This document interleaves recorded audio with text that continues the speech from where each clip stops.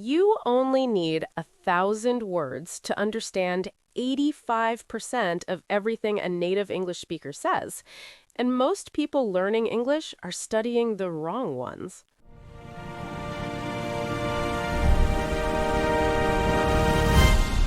Hey, I'm Alex. And I'm Emma. This is Fluent English Podcast, where two Americans just talk about life, about everyday stuff, about things that actually come up in real conversations. And today we realized something kind of wild. The words we use every single day, they are not the ones most English learners are spending time on. So we thought, let's just have a normal conversation the way we always do, and point out the words that keep showing up, the simple ones, the ones that actually matter. Okay, so here's the thing that got me thinking about this. I'm learning Spanish right now, right? Right, yeah. How's that going, by the way? Honestly, slow. But my teacher told me something that really stuck. She said, stop trying to learn everything. Learn the most common words first, then build from there. Okay, that's actually really smart.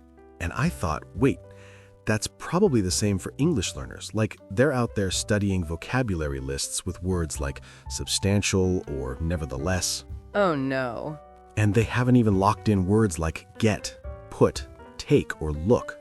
Those 4 words alone, I feel like I say them 100 times a day. Exactly. And the thing is, those simple words, they're actually harder to master than the big fancy ones. Because they change meaning depending on how you use them. Yes, get is a perfect example. What does get even mean? It means everything. It means nothing. It means I understand, I receive, I arrive, I become. See, that's the problem, and that's what we're talking about today.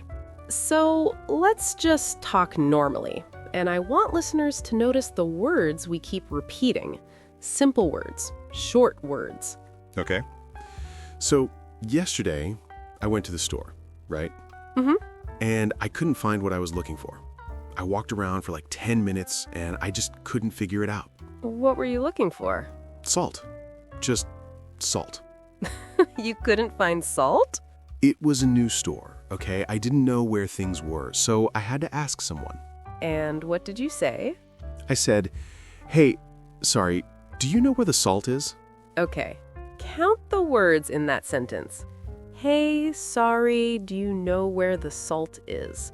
That's 9 words, and 8 of those 9 words are in the top 100 most common English words. The only one that isn't is salt. Right, because the topic changes, but the structure around it, it stays the same. Do you know where the is? You can use that for anything. Do you know where the bathroom is?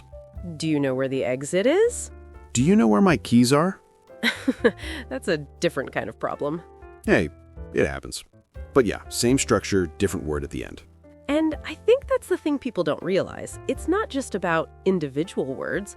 It's about the phrases those words live in. Like, I'm not sure, but, or I think it's, or it depends on. Oh, it depends is so useful. So useful. I say it all the time. Someone asks you a complicated question and you just, it depends. Buys you time, too, while you think. Exactly. Okay, so here's another one I was thinking about. The word just. Oh, that word is everywhere. Right? I just wanted to say, it's just a small thing. Just give me a second. And it softens everything. Like if I say, give me a second, that's kind of abrupt. A little demanding, yeah. But just give me a second, suddenly it's friendly. The word just does a lot of work. Same with kind of and sort of. Yes, those are so American. It's kind of cold today. I'm sort of tired. That's kind of interesting. We use them to be less direct because Americans, we don't always like being too direct, even when we're speaking English. Which is funny because people think English is very direct. Some parts are, but socially, we soften things a lot. And those little words, just, kind of, sort of, maybe, a little, those are the tools we use to do that. And if you're learning English and you don't have those tools, you might come across as rude without meaning to. Totally. Like, there's a big difference between I don't understand and I'm not sure I understand. Same meaning, completely different feeling. The second one is softer, more polite. More natural for everyday conversation. Okay, so here's what I think is the big takeaway from all of this. If you're learning English and you feel like your vocabulary isn't big enough, I want you to stop and think. Do you actually know how to use the simple words you already have? That's it. That's the whole thing. Because I'm learning Spanish and I keep wanting to learn more and more words. But my teacher keeps pulling me back to basics. She'll ask me, can you use hacer in 5 different ways? And I can't. I only know one. Right.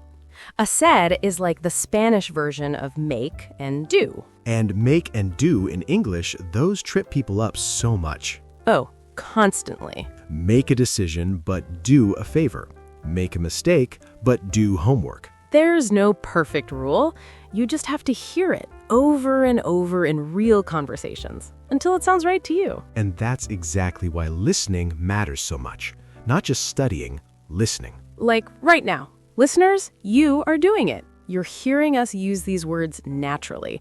You're not studying a list. You're just listening to 2 people talk. And your brain is quietly picking things up. The patterns, the phrases, the rhythm. That's how we learned too. Not from lists, from living in the language. All right, so to bring it all together, the 1,000 most common English words, they aren't the boring beginner stuff. They're actually the core of every conversation. Words like get, put, just, kind of, make, do, and simple phrases like, do you know where? Or, I think it depends, those show up everywhere. And mastering them doesn't mean memorizing them. It means using them. In sentences, in questions, in real situations. The goal isn't to have a big vocabulary. The goal is to actually communicate. Simple words used well will take you so much further than complicated words used badly. Couldn't have said it better. Subscribe so you don't miss the next conversation. Bye, everyone. Bye.